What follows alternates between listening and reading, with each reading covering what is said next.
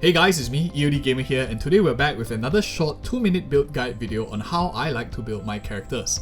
And today we have the marvelous Keqing, who was actually one of my first characters in the game and my first 5-star character as well. But now let's take a look at stats. I have her at C3 here with talents 9, 9, 12, and I'm running a 2k attack with 180 elemental mastery, which is slightly tuned for the new aggravate reactions that we have, as we will see in the build later on. I have her crit rate at about 65% with crit damage at 250%. And the reason why her crit rate and her crit ratio seems a bit weird is because, for those of you who don't know, her Ascension passive actually gives her 15% crit rate when you use her burst. I'm using a crit damage Misfitter Reforged weapon, which gives me good base attack as well as elemental damage bonus. Now for players who don't have this weapon, I actually ran the Black Sword for most of the time in the past. Without this, I probably would be running the Black Cliff Longsword if I had it. And here's where it gets a little bit maybe controversial, I don't know whether that's the right word, but I run her with a Wondrous Troop as well as a Gladiator's Finale. And for most of the time, and for most of the game actually, I've been running this 2-piece combination.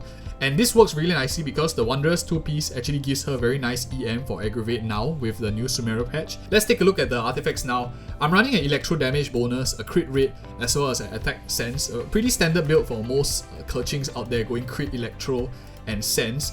But I think what I want to share with you in this video that perhaps not many of you might be using very often. Before Aggravate was added, I actually used to run Keqing in this build instead with a 2-piece Shiminawa with an attack percentage sense instead.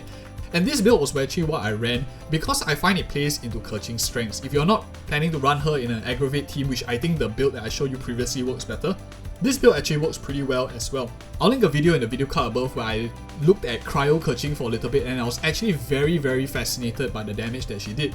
Of course, attack percentage sense is not as good as elemental mastery sense, or rather I get away with it a little bit because of the Misfitter's passive as well as Kazuha's elemental buff, which gives me a lot of the elemental damage bonus. And the additional attack allows me to play into unique builds, for example a physical, cryo or electro Keqing hybrid, and not rely on like an attack buffer because she has pretty high base attack on its own. But overall, that's how I built my Keqing, and if you do enjoy such very straight to the point and informative content, do like and subscribe for more of such videos, and do check out this playlist right here, which we have more 2-minute build guide videos.